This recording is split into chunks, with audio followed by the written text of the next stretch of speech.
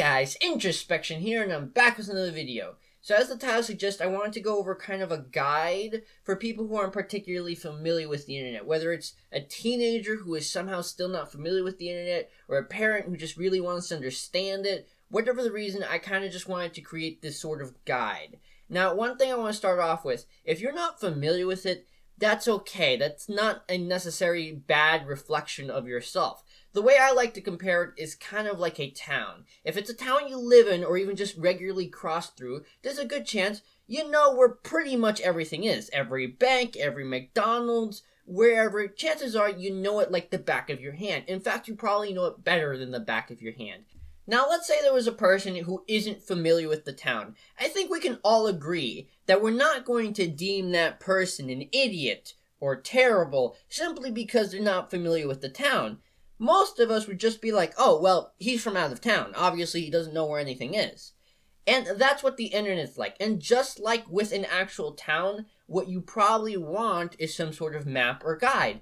And that's what I hope to turn this video into. I want it to be that map so that you can properly navigate the town. Now, unfortunately, unlike an actual physical town, the internet's constantly changing and constantly evolving, so there's a good chance that portions of this video are going to become dated within time, so I just want you guys to be aware of that. With that said, if this video does well enough in views and subscribes and likes, make sure you hit that like button, then perhaps I will go on to just make occasional update videos to, just keep everybody informed. Now, I'm going to go ahead and start off with some general rules for platforms. And when I say platforms, I mean stuff like Facebook, Twitter, Instagram, Snapchat, so on and so forth, that kind of thing. Now, the first thing I probably want to let you guys know is these sites are not necessarily made for particularly young children. Now, don't get me wrong, there is definitely a lot of content on these sites specifically meant for children, but the sites as a whole really aren't built for that. Which sounds a little weird, so let me elaborate. See, these sites were really built so that individuals could express and communicate between each other. And yes, I know that sounds like a cliche glorification of our current system, but if you think about it, it really is true, and it's what we've been working towards. I mean, let's say you were a band. Before, you'd have to travel if you wanted anybody to hear your music. Then recording equipment came out, and suddenly hundreds upon thousands of people could listen to your music, and you didn't have to travel at all. And now with the internet, somebody in Japan who can't even afford a plane ticket can share their music with somebody in, say, Scotland. So realize that the platforms are more or less built around this fundamental idea. And it's very important that you take note of this, because even if you put your child somewhere that's really safe, or it seems like it, it's very easy, depending on where you leave him or her, to wander somewhere where you really don't want them. Because on these kinds of platforms, again, YouTube, Facebook, so on and so forth, a lot of people will make content that, for the most part, most of us will be like, well, yeah, there's nothing wrong with it. But we still don't necessarily want our children watching that said content. Now, one popular line of thought is, well, why don't we just adjust the system so that it's more friendly to children? Which is a fair line of thought.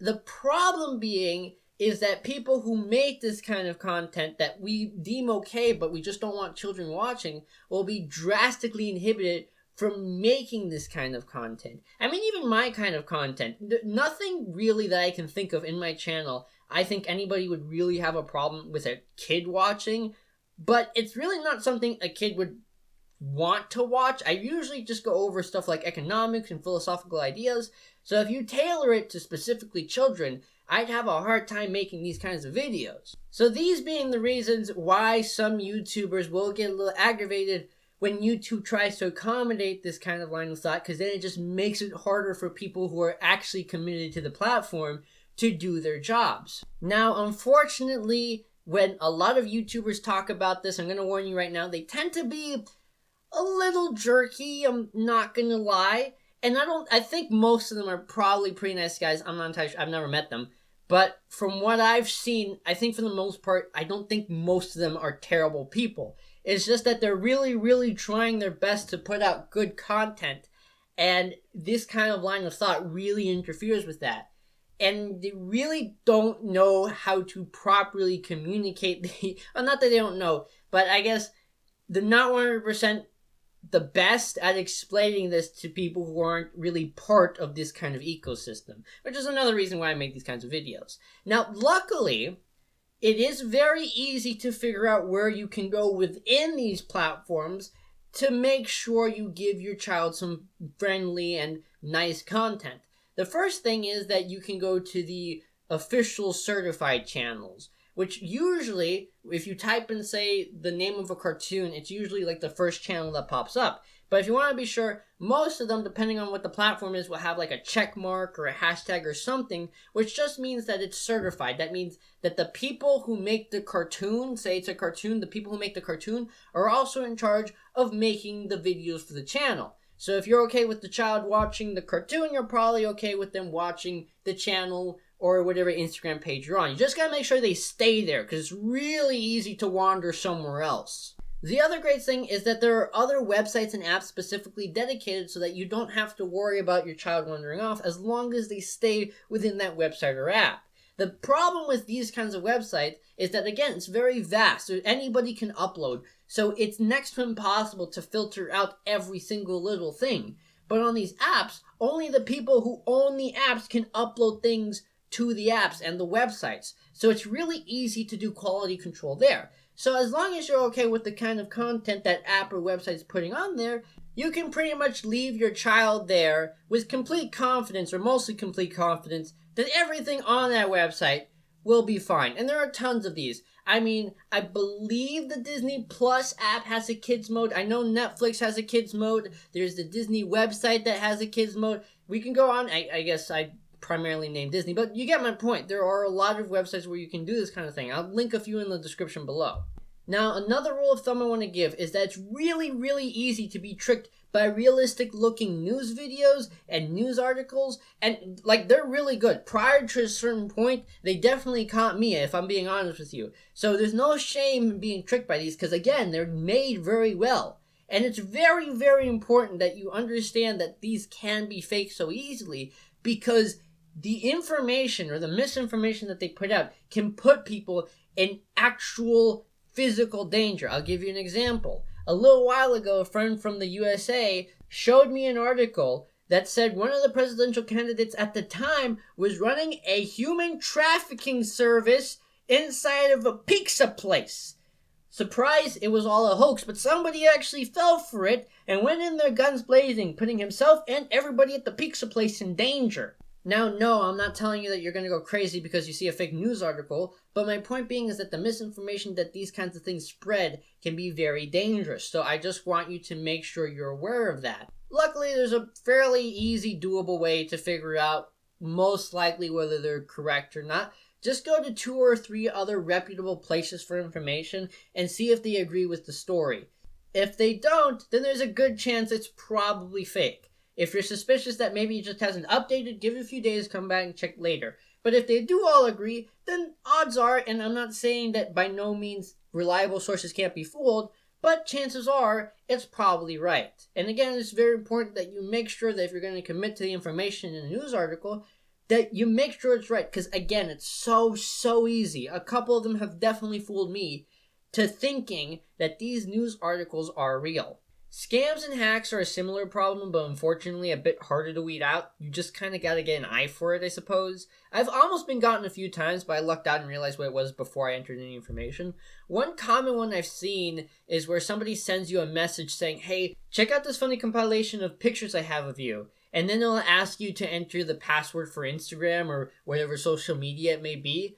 So that one you should definitely be careful of. If you suspect it, because one thing that will happen is other accounts will be hacked, and then they'll start sending messages to people that their accounts are attached to. So if your friend gets hacked, they might send the information to you to hack you, and so on and so forth. So if you're unsure, message the friend to double check to make sure it was actually them who sent it.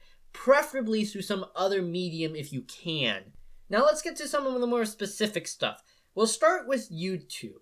This is the general homepage of YouTube, as you can see. You can search here. You can filter out things here. So say you wanted to go ahead and only see videos that were posted today or only see videos of a certain duration, then you can go ahead and filter it so that it will only search for those kinds of videos. Now, one thing I find that a lot of people who aren't familiar with the internet don't know is exactly what a channel is. Basically, what happens is if somebody wants to post videos on YouTube, they create a channel. Then they post all their videos to that channel. So whenever you want to see their videos, you go to their channel and then you can see their homepage and all those videos. My channel, for instance, is Introspection. If you find my channel, you'll see my homepage, and if you want to go see all my videos, you just click on the videos tab here, and then you can see all the videos I've posted since I started this channel. One of the significant features of YouTube is to subscribe to channels. And all that means is that you're telling YouTube that you like this channel and you want to know when there's new videos. When you do this, it lets YouTube know that you enjoy this channel. So what they did was that they made this little icon that says subscriptions. It kind of changes places depending on whether you're on a phone or a computer. When you hit it, it lets you know what the latest videos are of the channels that you've subscribed to. You can also tell YouTube that you wish it to send you notifications about this channel, which just means it's probably going to send you an email, and most likely your phone will ding with some sort of chime and let you know that a new video has come out for somebody you are subscribed to. If you want to subscribe to a channel, all you have to do is go to the button that says subscribe and then hit it. Once it turns gray, that means you're subscribed. You can do the same thing, but for notifications, it's a bell icon. I don't know why they didn't just say notifications, but that's how they set it up. Now, most social medias will use the same system, only tweak it a little bit and give it different names. So for instance, on YouTube, it's called a channel. On Instagram, it's called a page. Now, pretty much all social medias will use the same basic system, only tweak it a little bit and pretty much just give it different names. And once you realize that, it's a lot easier to navigate these different systems. Now on YouTube, if you want to follow somebody, you subscribe to them. But on Instagram, if you want to follow somebody, all you have to do is hit this follow button, which is, again, the same thing as the subscribe button, only it's called a follow button. Again, same system, different names. It's the same thing for Facebook and Twitter. Now, another thing to watch out for when you're on these social media accounts is that when somebody becomes really famous, other people will make what's called fake accounts and pretend to be them. All they have to do is create a page or a channel or whatever, and then they simply have to take the photos from the real channel. Then they post it on their own fake channel, and then they'll convince regular people that they're that channel. The problem with this is that a lot of people, especially YouTubers, will have their reputations damaged because people will pretend to be them and then do things that the actual YouTuber or whatever famous person we're talking about would never actually do. Now, luckily, when you're talking about semi or extremely famous people, generally speaking, it's pretty easy to tell because they'll have a little check mark next to it. This is what's called certification. Basically, all it means is that Instagram confirmed that this channel is real. This is the one that belongs to the real famous person.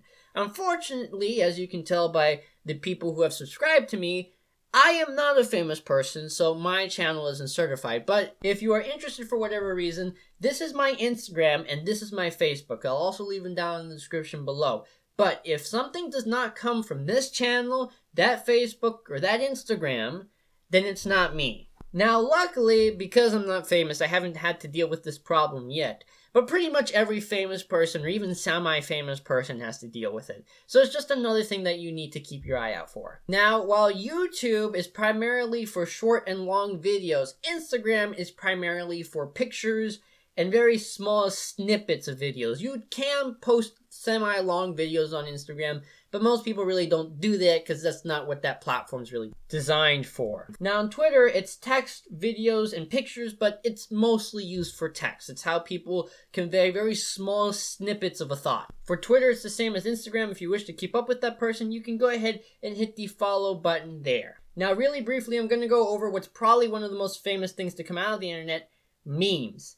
Most people who are not familiar with the internet don't really understand what a meme is, and that's because it's a fairly difficult thing to try to explain. The best way I can explain it is that it's like an inside joke, essentially. Something either appeared on the internet or leaked onto the internet, sometimes from a show, sometimes from a video game, something of the sort that it makes sense if you know it in context, and that's what makes it funny. To give you an example, here's one most people should probably get. Maybe in a future video I'll go into a bit more detail, but that should give you a general idea of what memes are. And with that, I will bring the video to a close. I'd really appreciate it if you hit the subscribe button and bell button, because unfortunately, along with views, that's how YouTube determines which creators it's going to help and which ones it leaves in the dust. Other than that, please make sure to leave a nice comment below. I will look forward to reading it. Until next time, hear nothing and listen to all. Bye guys!